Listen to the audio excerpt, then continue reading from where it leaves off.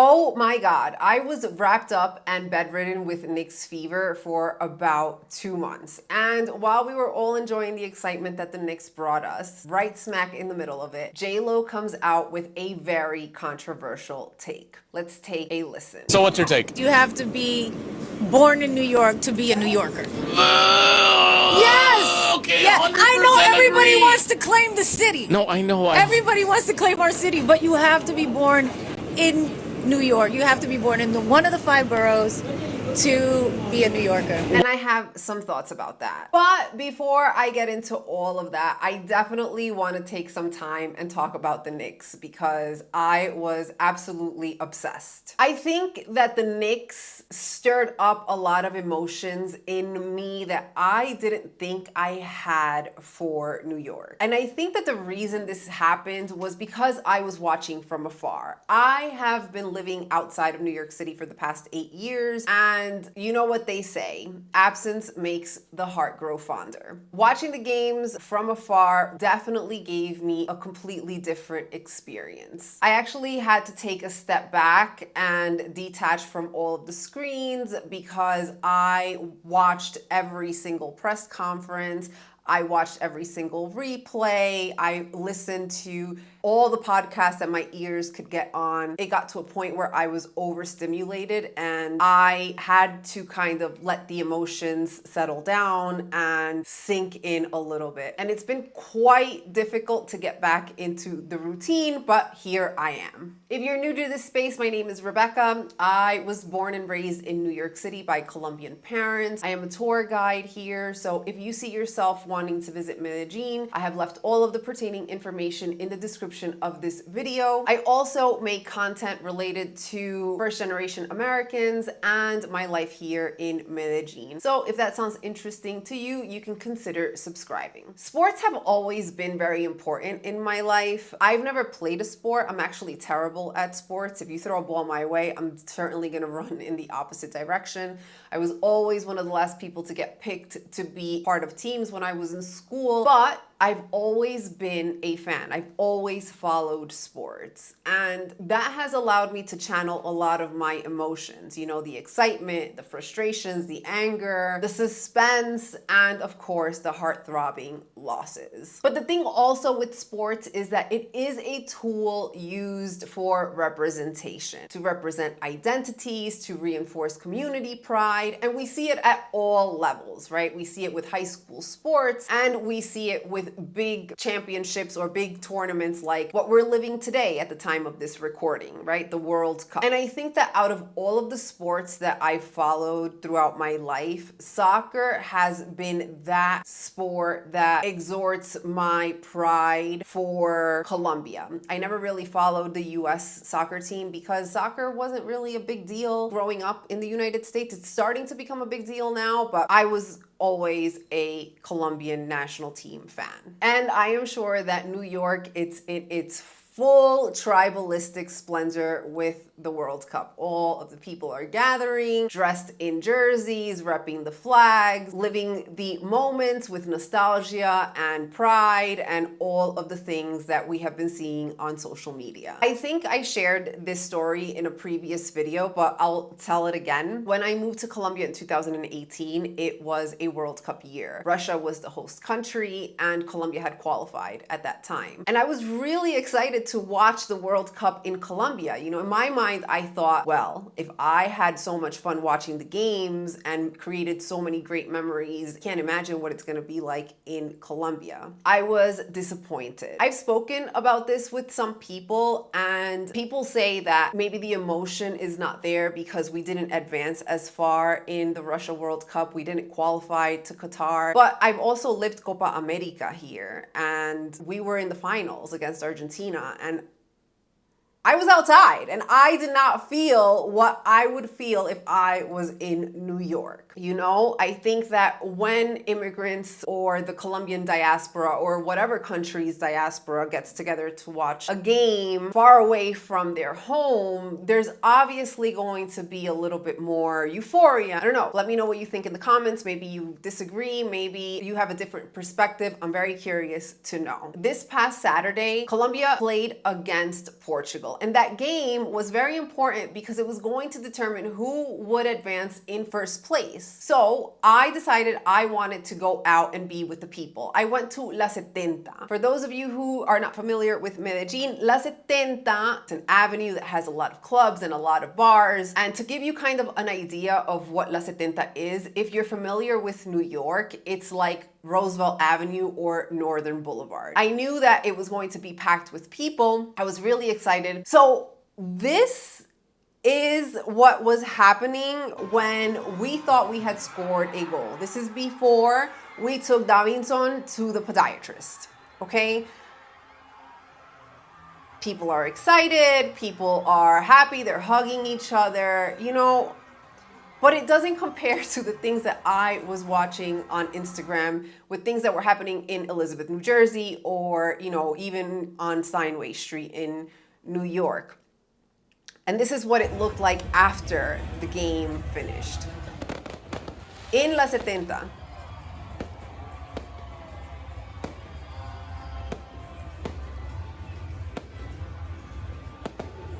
you know, the streets are empty, you know?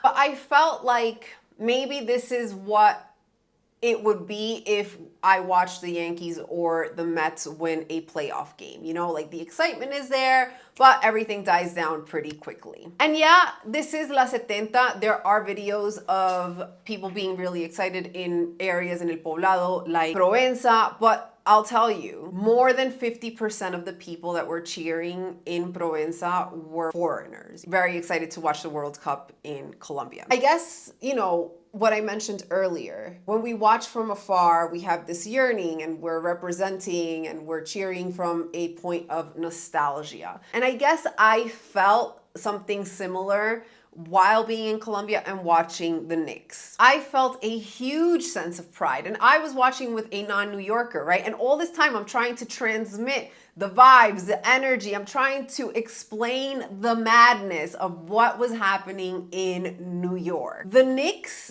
did what no other team can do in New York. For starters, New York is a basketball city. There are basketball courts in nearly every park. Space is a precious resource, and all other sports require it. American football, baseball, soccer, you need fields for that. Basketball is much easier, the space required is much smaller, and two people can play. So pickup games form rather fast. The other reason why the Knicks have this magic spell over New York is because they were the only basketball team representing New York up until 2012, when the New Jersey Nets moved to Barclays and became the Brooklyn Nets. All other sports fans have to choose a team. You're either a Yankee or a Mets fan, you're a Jets or a Giants fan, you're an Islander or a Ranger fan, or you are a New York City Football Club or a Red Bulls fan. And half of the time, these fans don't like each other.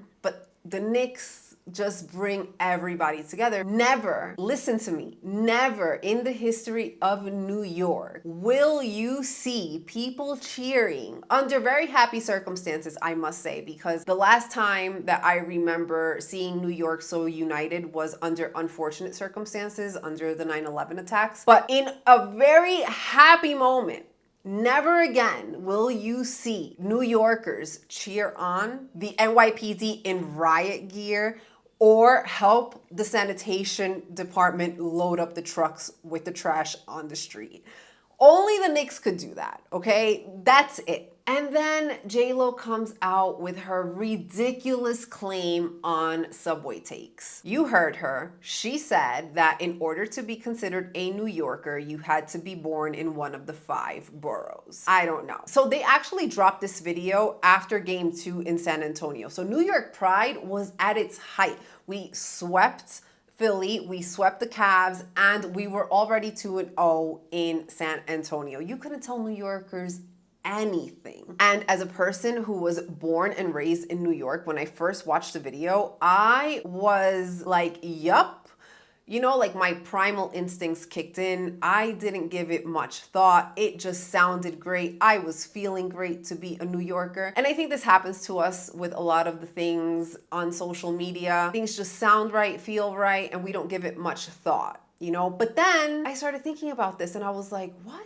A big part of the magic that happens with these games happens outside of the basketball court with the fans. The Knicks fans brought all of the energy. You know, the brooms came out, the fashion, New York staple fashion, the Pele jackets, the Air Force Ones, the Timbs, the sayings. Let's take a look at some of the sayings, some of the euphoric fans that were screaming for the Knicks. My mayor Muslim, my bagel's Jewish, my Christian Dior, That was at the end of game 3, and this one is my favorite. Jalen Brunson is my doctor, he's my engineer, he's my mechanic, he's my subway driver, he's my pilot, he's my dad. Everything I did was for Jalen Brunson.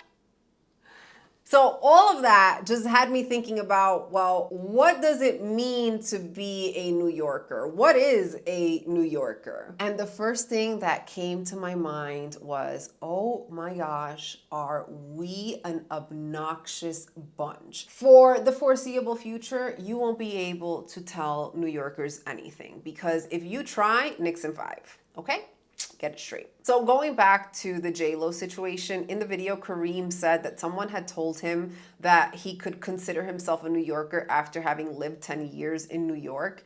And I even think that that's ridiculous. Like, who comes up with these rules, you know? It's a conversation that I have with my friends from New York all the time too. Like, what is the real New York? Is it the Upper East Side? Is it Fifth Avenue? Is it Times Square? Or is it the residential neighborhoods in, you know, the 5 boroughs? And to be honest, I don't think that there is a face of New York. I think New York means many different things. There are many different types of New Yorkers. And I think that Zadie Smith said it best in her essay, Under the Banner of New York.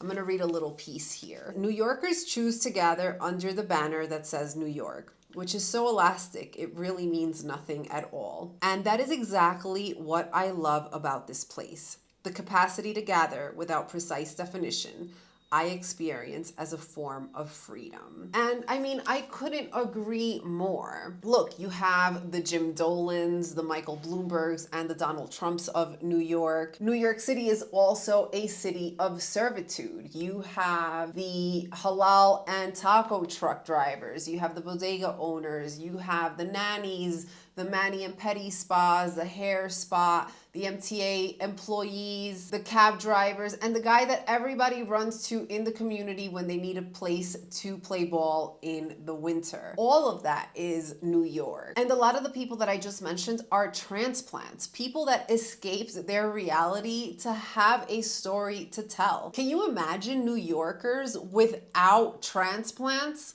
I can't. As a matter of fact, I wouldn't be a New Yorker if it weren't for a transplant. And then you have those people that were born and raised in New York. And I think that these are the people that J-Lo was referring to and that she wants to establish as a real New Yorker. And since I'm obsessed with the Knicks right now still, and I think I will be for the foreseeable future, let's watch a video of what that means. This is Jose Alvarado, the real GTA, talking about what he's going to do the day after he won the ring.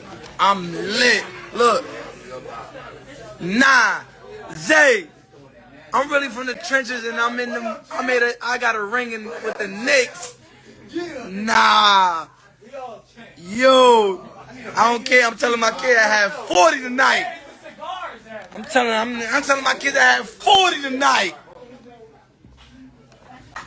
Bacon, egg, and cheese tomorrow morning. Yeah, that's a fact. With Arizona. And I might drink Henny. Out the Henny. So is Jose Alvarado more of a New Yorker than the bodega owner or the nanny or everybody else that I mentioned previously? I mean, no, I don't think so. He is just a type of New Yorker. But see, a lot of New Yorkers like J-Lo like to gatekeep. Why, you may ask? Because New York is hard. It's a difficult city. New York will chew you up, spit you out, and it will have you begging for more. It is the city that will promise you the world one day and have you begging for mercy because you can't handle the weight from the steel and the concrete. And that's the thing. There's a lot of people that really believe that suffering is a ticket to superiority. Some people think that they work harder than the next person, or that they have gone through more traumatic things than the other person and therefore automatically deserve a seat at the table. And I'm not sure that that's, the real New York story. You guys want to know what the real New York story is? This is the real New York story. It's being down 29 points at the end of the third quarter and have something like this happen with 5 seconds on the clock. That, my friends, is a New York story. So sorry, J-Lo, get out of here with your nativist rhetoric. Your story couldn't be any further from the truth. Anyway, that is all I have for you today. Don't forget to like, subscribe, all the things, and I will see you in the next video. Bye.